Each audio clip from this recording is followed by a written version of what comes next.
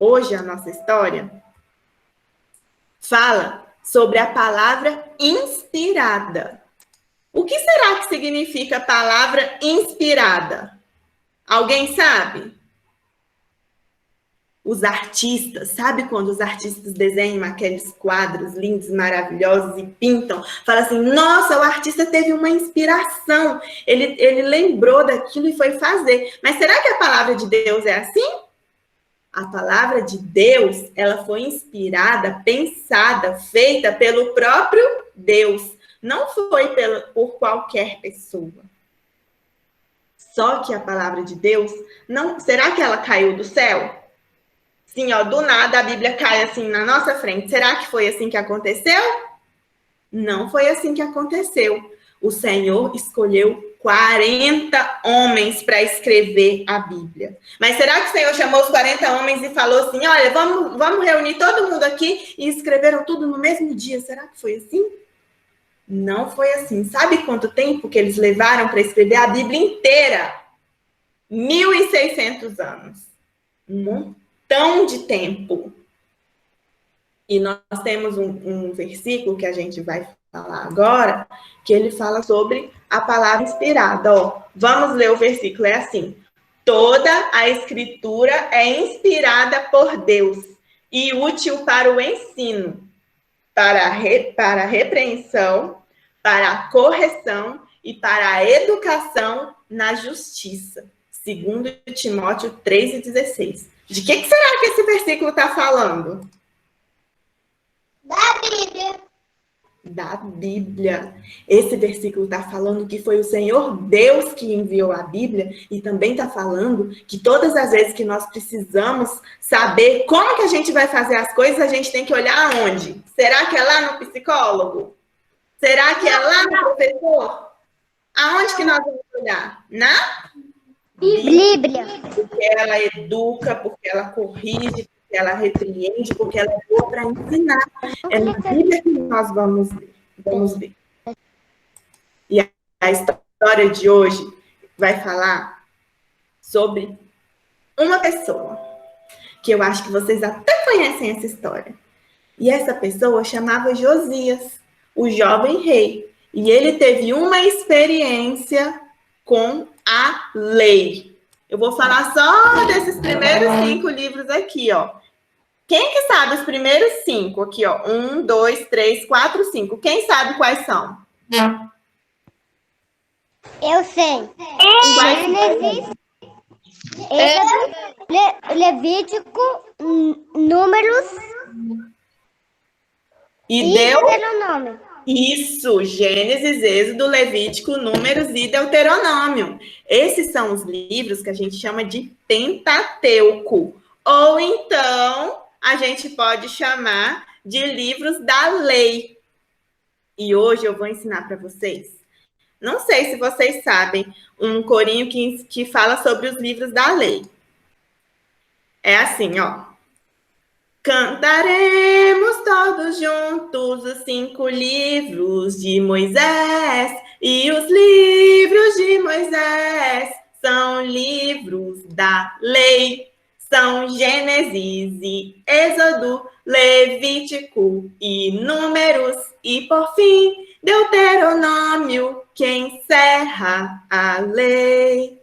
Vamos de novo, eu vou cantar e vocês cantam daí, tá bom? Vamos lá. Cantaremos todos juntos 5 livros de Moisés. E os livros de Moisés são livros da lei. São Gênesis e Êxodo, Levítico e Números. E, por fim, Deuteronômio, que encerra a lei. Facinho, né? Na hora que eu contar a parte da história que o Josias teve experiência com a lei, vocês me falam, tá? Era uma vez, há muito tempo, lá em Israel existia um menino. Esse menino chamava Josias.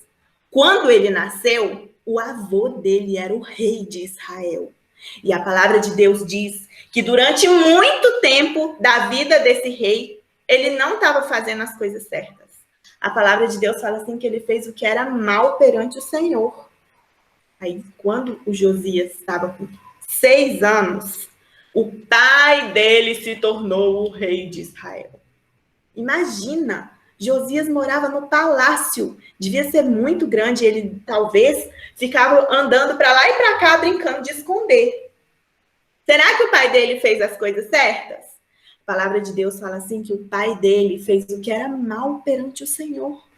Talvez o Manassés, no final da vida dele, porque o Manassés tinha feito coisas ruins, mas no final ele se arrependeu. Talvez Manassés explicou para o filho dele como que tinha que ser, explicou para o Josias como que tinha que ser. Mas será que o pai de Josias quis obedecer ao Senhor? Não quis.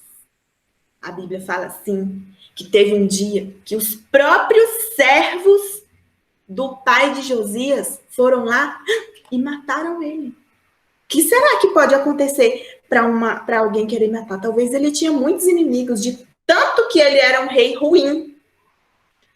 Depois disso, quando o pai de Josias morreu, sabe o que aconteceu?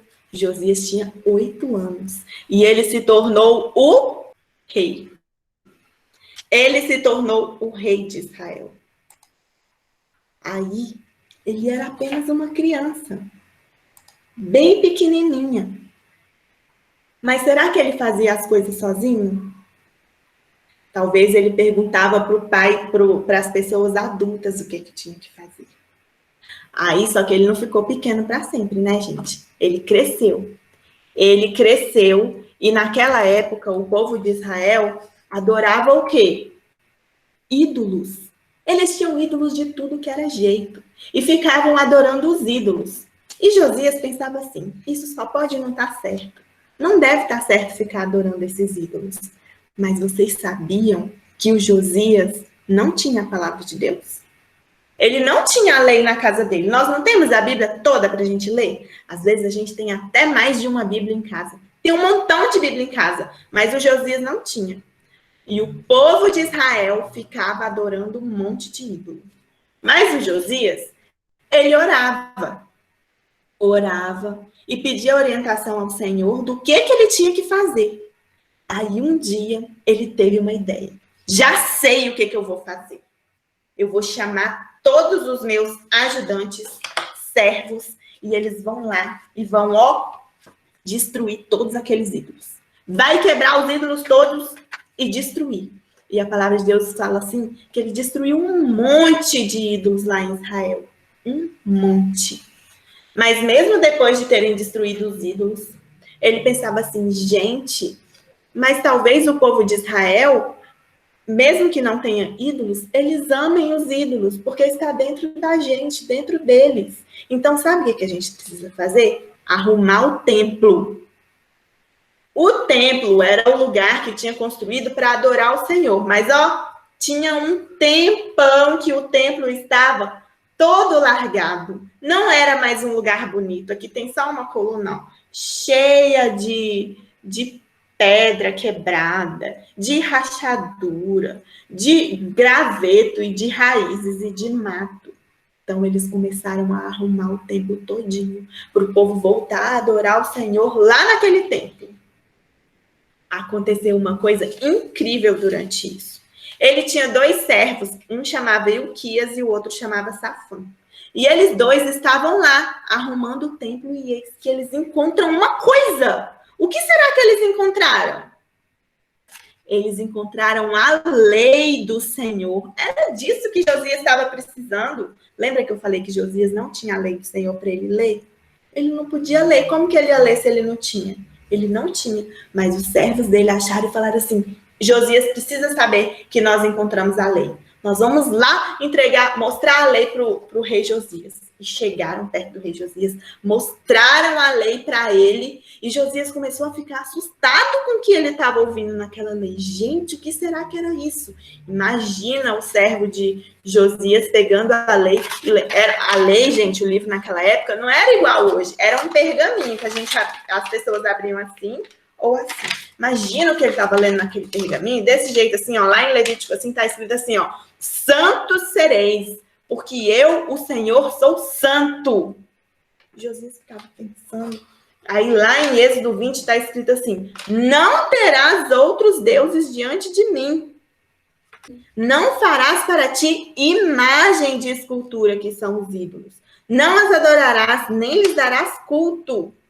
E Josias ficava pensando assim, e depois ele falou assim, ó, lá em Deuteronômio: o Senhor vos espalhará entre os povos, e restareis poucos em número entre vocês, porque o Senhor vos conduzirá para longe. Sabe por que eles iam para longe?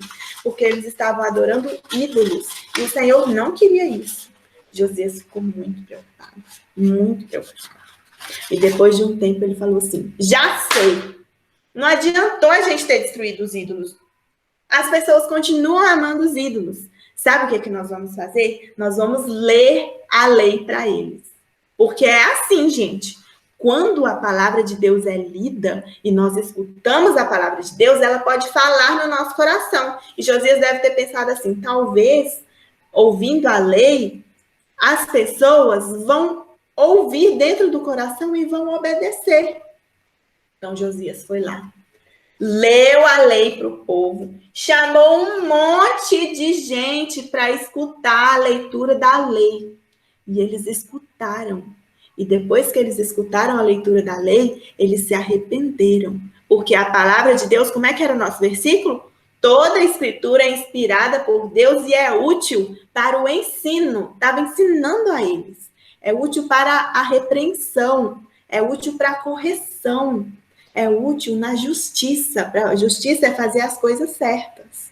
Então, com a leitura da lei, o povo tratou de obedecer e tratou de destruir o restante dos ídolos. Aí, depois de um tempo, o Josias pensou assim: lá na lei, eles tinham que fazer uma festa, uma festona. Não sei se vocês lembram o nome dessa festona. Essa festona chamava Páscoa. E era lá no templo. Tinha um altar muito grande lá no templo. E era com cordeiro. Eles sacrificavam o cordeiro. Porque o cordeiro não tinha pecado nenhum, mas as pessoas estavam pecadoras. E quando elas sacrificavam aquele cordeiro, o sacrifício cobria o pecado delas. O que será que é pecado? Será que vocês pecam? Será que vocês mentem? Falam uma coisa que não é verdade?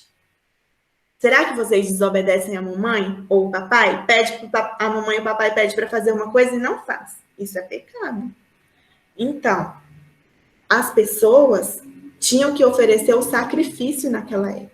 Até porque eles estavam adorando um monte de ídolos. O Senhor não estava gostando disso. Será que se a gente vivesse naquela época, a gente também ia adorar ídolos? O que será que é adorar ídolos? Sabia que quando a gente gosta muito de um vestido mais do que do Senhor, isso é um ídolo. Às vezes a gente gosta de um amiguinho mais do que o Senhor. Isso é um ídolo também. Às vezes a gente quer muito fazer uma coisa mais do que o Senhor. Isso também é um ídolo. Do mesmo jeito que aquele povo estava adorando os ídolos, hoje a gente pode estar adorando também. E olha, naquela época eles tinham que sacrificar assim, o cordeirinho em cima do altar. Mas hoje a gente precisa sacrificar o cordeiro em cima do altar? Não, porque o Senhor Jesus já morreu na cruz. E lá na palavra de Deus fala que o Senhor Jesus é o Cordeiro de Deus. E ele foi sacrificado lá na cruz. Porque todas as pessoas, por causa desse sacrifício, todas as pessoas que crerem nele, que crerem que ele sacrificou assim, que sabem que são pecadoras e precisam se arrepender, todas essas pessoas que crerem nele são salvas.